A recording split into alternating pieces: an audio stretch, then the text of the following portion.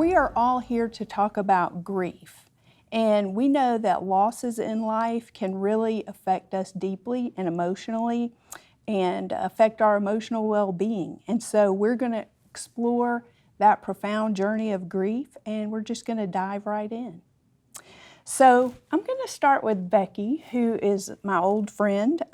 She's been a dear friend of mine for many years, and unfortunately, she has experienced a great loss in her life. Her sweet son, Knox, died at age 24 in 2020 from glioblastoma. She is an inspiration to many and has channeled her energy into the Knox Martin Foundation for Brain Cancer Research. So she definitely comes to this subject with a lot of personal experience. So I want to just start it with you, Becky, and let you tell us just a little bit about just some of the practical steps that somebody can take each day to cope with their grief. Some really practical ways to cope with grief are going to be things that you already know, but they're worth repeating. And then maybe I can add some new things as well. So you want to make self-care a priority in whatever that looks like to you. So for me, that looks like going for walks every single day in nature and just having that, it's called sunbathing or the wood bathing, whatever you want to call it, just having that connection with God. And then for me, that creator element is super important. Kind of viewing visually the circle of life that we experience as human beings. I was fortunate to be in a small group during this season of my life. There were about 6 other couples. So I had a daily call, 6 days of the week.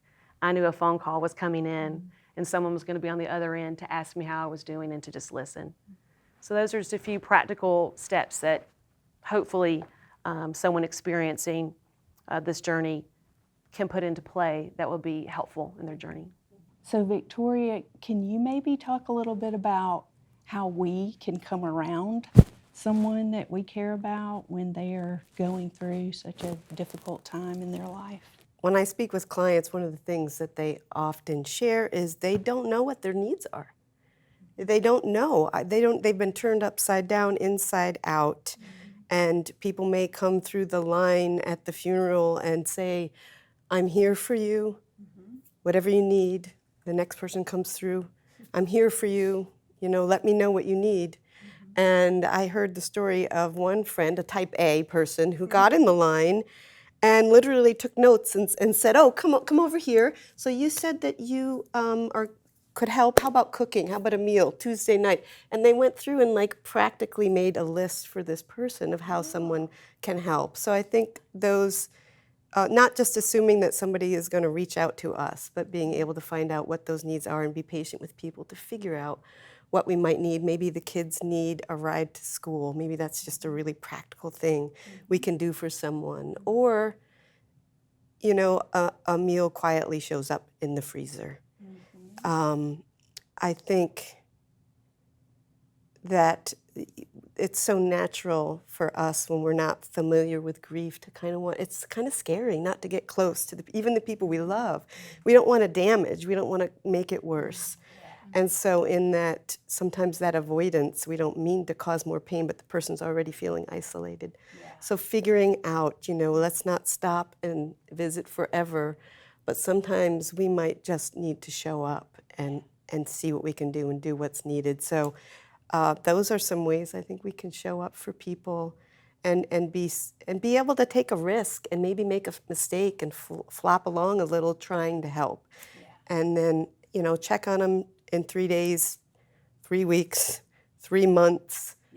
Remember them, that it's not like that this person dies and then you're just feeling better in 2 months.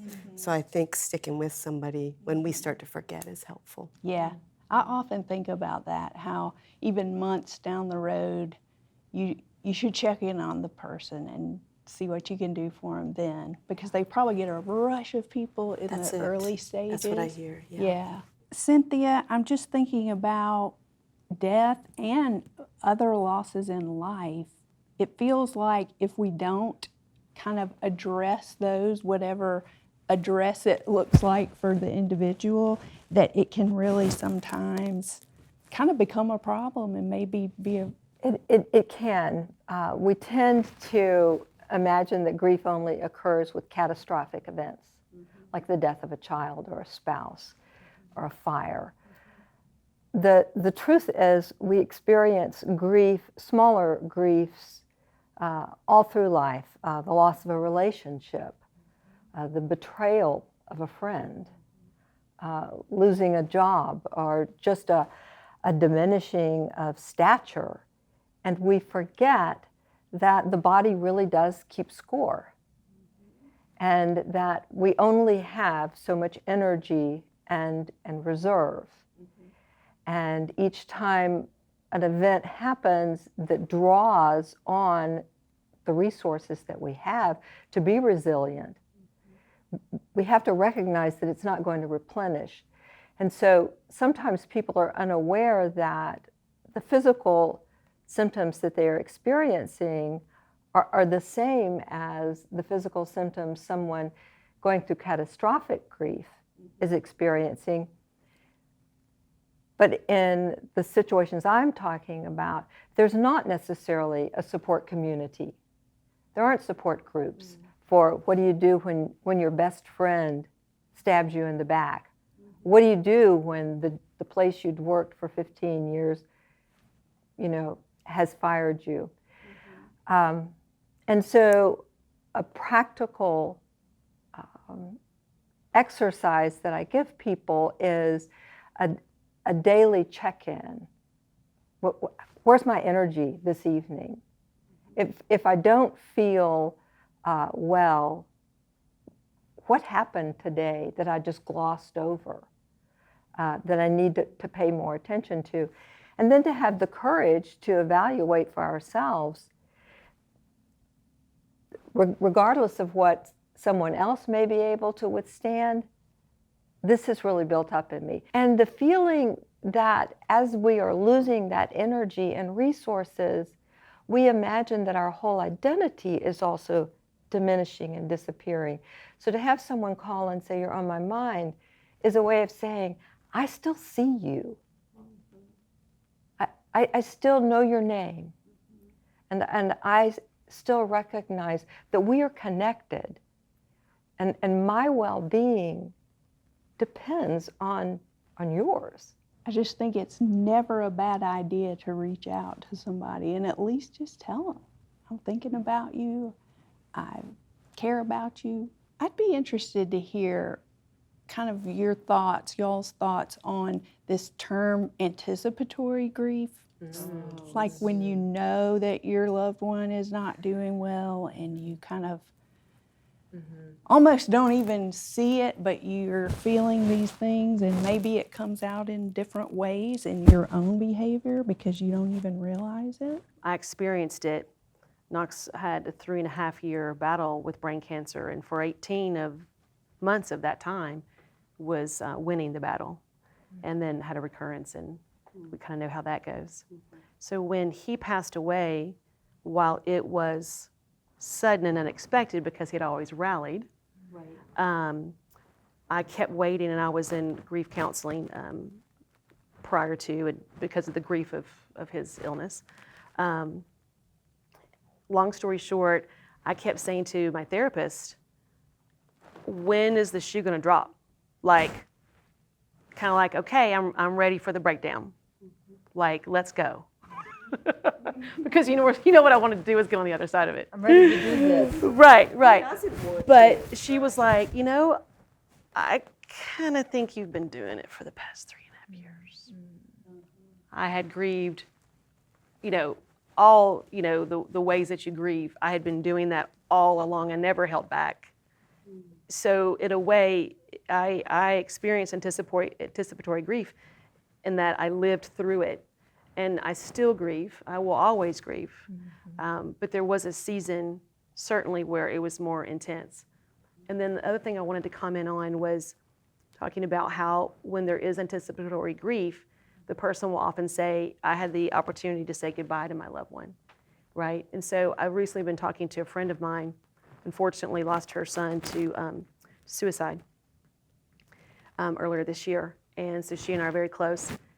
And we've talked about so much together. You know, we have a language and we understand, even though it's different experiences, as she says, the outcome is the same in the sense that we both have lost our sons. So we were talking one day and I said, you know, I can't imagine where you are, and I wonder if you can't imagine where I am in terms of our grief, and yet I know that there's blessings in each one. And so, for example, she said, you know, I feel guilty that my son didn't suffer. I mean, she doesn't feel guilty, but when she's talking to me about her grief. And then I said, that's interesting because I will sometimes think, you know, I had the blessing of being able to be with my son for a much longer runway before he transitioned over. So we were both expressing to each other, not shame, but perhaps what the other one might be thinking about our experience. And we realized it was actually shared grief experience, that it didn't really matter how the onion was sliced or diced, it still was. And I think that was just a really beautiful moment for both of us, that at the end of the day, it doesn't matter how the death comes about, the end result is a loss. I really appreciate our friends sharing this great information on addressing grief. And I really invite you to take this video and share it among your friends, because we do need to reach out and check in on each other, because we are united around mental health.